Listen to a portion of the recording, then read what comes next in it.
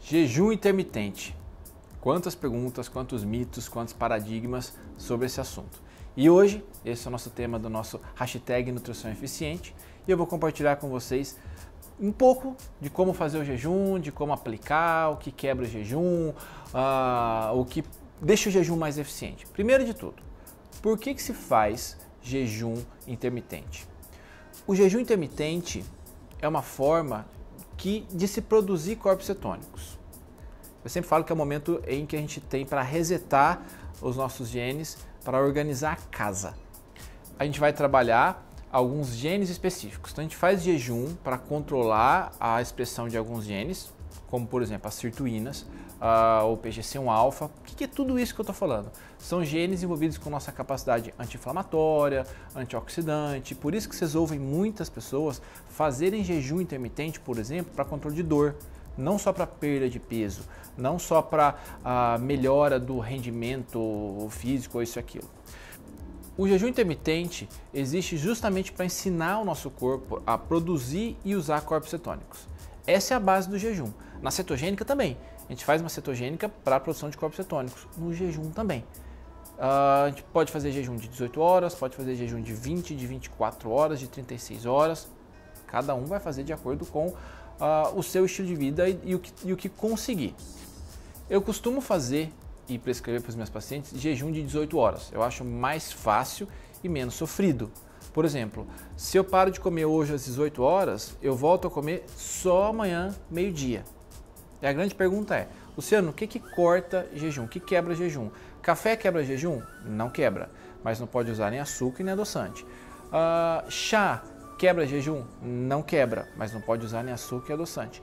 Um limão quebra jejum? Não quebra. Se eu colocar um limão e um copo de água, vai quebrar jejum? Não. Por mais que tenha carboidrato, não é suficiente para quebrar o jejum, para interromper aquele processo de produção de corpos cetônicos. Então, água com limão não quebra jejum. Glutamina, creatina, suplementação com ácidos graxos quebra jejum? Quebra, porque são macronutrientes. Então, todo macronutriente quebra jejum. Micronutrientes, fitoquímicos e minerais não quebram jejum. Se você, por exemplo, toma uma cápsula antioxidante, que tem moringa, que tem cúrcuma, não tem problema nenhum tomar no dia de jejum. E existem várias formas de fazer jejum. Não só o jejum começando das 18 e terminando ao meio-dia. Antes de começar a gravar, eu perguntei pro pessoal aqui, falei, quais são as principais dúvidas que vocês têm no jejum? Aí a primeira pergunta que me fizeram é se o jejum só pode ser feito do final do dia para o dia seguinte, pegando a noite. Não, a gente pode fazer de várias formas.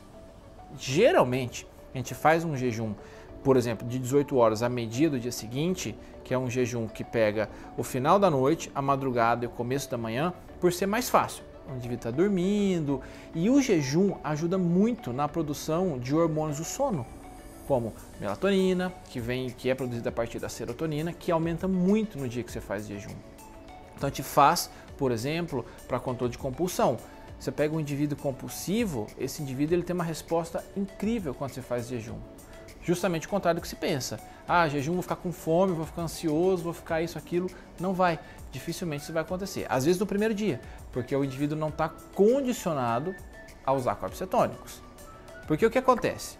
Se hoje eu estou fazendo jejum pela primeira vez, pode ser que eu sinta dor de cabeça, fadiga, cansaço, irritação, tudo isso. Por quê? Porque eu até produzo corpos cetônicos, mas meu corpo não consegue usar aqueles corpos cetônicos, porque não tem transportador suficiente. Nosso corpo não foi acostumado a produzir os transportadores de corpos cetônicos. Então o que a gente tem que fazer? Repetir esse jejum para estimular o nosso DNA a produzir transportadores de corpos cetônicos e levar aqueles corpos cetônicos até as nossas células, que é o nosso alvo. Existe uma outra forma de fazer jejum em que a gente come de 8 da manhã às 3 horas da tarde. Depois não come mais. Por quê? Tem gente que não se importa muito com o jantar e prefere café da manhã. Quem gosta mais de fazer café da manhã e dá menos importância ao jantar, pode fazer esse jejum, comer de 8 às 15. Se você é daqueles que é mais fácil ficar sem o café da manhã e prefere jantar, eu sugiro que faça um jantar às 18 horas, por exemplo, e fique sem comer pelo menos até meio-dia do dia seguinte, 18 horas. Esse é um jejum interessante. Posso fazer de 20 horas, de 24 horas, de 36 horas? Pode, desde que bem acompanhado. Então, eu sugiro que vocês façam com acompanhamento. Entendam o seu corpo, até que ponto isso está fazendo bem. Qual a frequência de se fazer jejum? Não existe uma frequência. O que eu indico é não fazer isso todo dia, não. Eu, por exemplo, faço jejum uma vez por semana. Uma vez por semana, que é o momento que eu falei para vocês, é o tempo que eu dou para o meu corpo organizar a casa. Melhorar, estimular e organizar os genes, as proteínas anti-inflamatórias, tá? E fazer uma resposta anti-inflamatória. O grande motivo que eu faço o jejum intermitente é para mais um auxílio, mais uma estratégia para controlar citocinas inflamatórias, que são extremamente diminuídas durante o jejum. Tem pessoas que têm um rendimento incrível no dia do jejum. Às vezes começa a fazer jejum às 18 de hoje, amanhã às 8 da manhã consegue fazer uma atividade física de uma forma eficientíssima e só vai conseguir comer ou só vai comer meio-dia. Isso está errado? De jeito nenhum. Esse indivíduo que faz isso já está condicionado. Ele já está ceto adaptado. E a gente só consegue se condicionar quando a gente estiver ceto adaptado. O que é estar ceto adaptado? É produzir corpos cetônicos, produzir esses corpos cetônicos e levar até onde tem que levar. Porque só produzir não adianta. Se eu não tiver ceto adaptado, eu vou produzir, mas eles vão estar ali, ó. É a fome no meio da fartura. Vai ter um monte de corpos cetônicos ali na corrente sanguínea que não conseguem ser direcionados para onde tem que ir. Então o jejum, ele acaba perdendo o sentido. E jejum é milenar. Se vocês olharem, o jejum está na Bíblia Sagrada, como um dia que se faz para purificação. E a gente faz jejum para quê? Também para purificação. Que purificação é essa? Fazer um super estímulo de sirtuínas.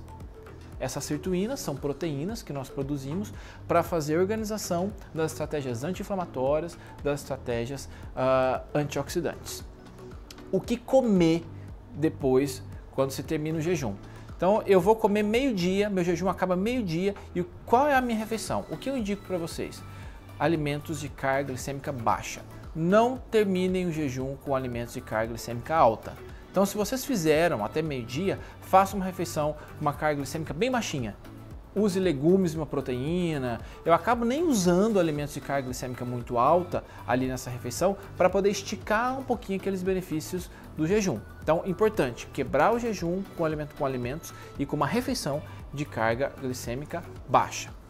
Luciano, eu posso fazer 2 vezes por semana, 3 vezes por semana? Difícil responder isso porque as coisas são extremamente individuais, mas 2 vezes por semana não costuma trazer efeitos colaterais. Eu vou perder massa muscular se eu fizer jejum intermitente? Não, eu nunca vi isso acontecer.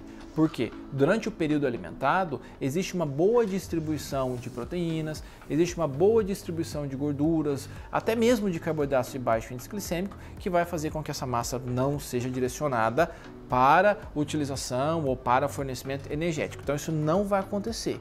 Se está acontecendo, é porque o jejum está sendo feito de forma inadequada. Os alimentos que estão fazendo parte da alimentação estão distribuídos de forma inadequada. Não é o jejum, e sim como e quando essa periodização dos alimentos está acontecendo, tá bom? Porque existe ainda um grande mito de que jejum intermitente vai trazer perda de massa muscular. Isso não vai acontecer. O que acontece é o jejum intermitente estimula muito a oxidação de ácidos graxos para a produção de corpos cetônicos e, consequentemente, a gente vai usar um pouco da nossa gordura de reserva e muita gente tem como bônus a perda de peso. E essa perda de peso acontece porque eu consigo usar a gordura, produzo corpo cetônico e transporto. Só vai perder peso quando eu tiver ceto adaptado. Peso que eu falo em gordura, em massa muscular, não é para isso acontecer. Tá vendo? Não é difícil. A gente pode fazer para melhora de resposta inflamatória, para perda de peso, para melhora de capacidade antioxidante, para longevidade, porque esses genes são genes desenvolvidos com longevidade, para melhora para pacientes, para indivíduos que têm muita compulsão. Ou seja, dá para fazer, é eficiente e qualquer um pode executar. E é a forma mais barata, é a estratégia nutricional mais barata e eficiente que se pode fazer. E para encerrar, como que eu posso maximizar os efeitos do jejum? Primeira coisa que eu falo para vocês é usar compostos ativos que estimulem a biogênese mitocondrial. Sublinhe isso aí, produção, biogênese mitocondrial. Por quê? O jejum por si já é uma condição de se fazer biogênese mitocondrial. O que eu vou fazer? Usar compostos bioativos que estimulem mais ainda essa biogênese mitocondrial, como por exemplo, extrato de gengibre, extrato de uva, extrato de laranja-moro, extrato de açafrão, que é o Crox Ativos, que também pode ajudar. Todos esses ativos, extrato de chá verde, extrato de café verde, todos esses podem auxiliar muito na biogênese mitocondrial. Posso usar gorduras boas.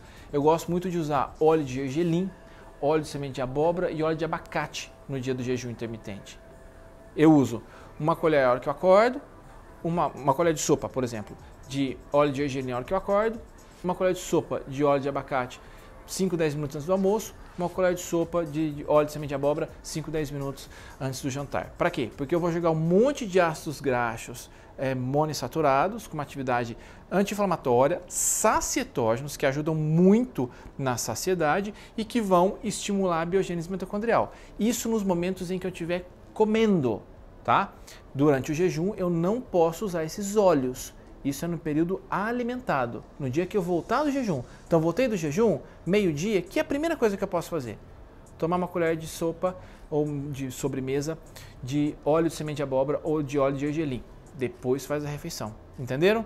Depois eu faço isso no jantar e no dia seguinte, e assim por diante. Eu posso fazer todo dia. Eu posso todo dia usar uma colher de óleo para estimular a biogênese, para usar ácidos graxos monoinsaturados para saciedade? Com certeza, não tem problema nenhum. Ou seja, não é difícil fazer e aplicar o jejum intermitente na nossa rotina.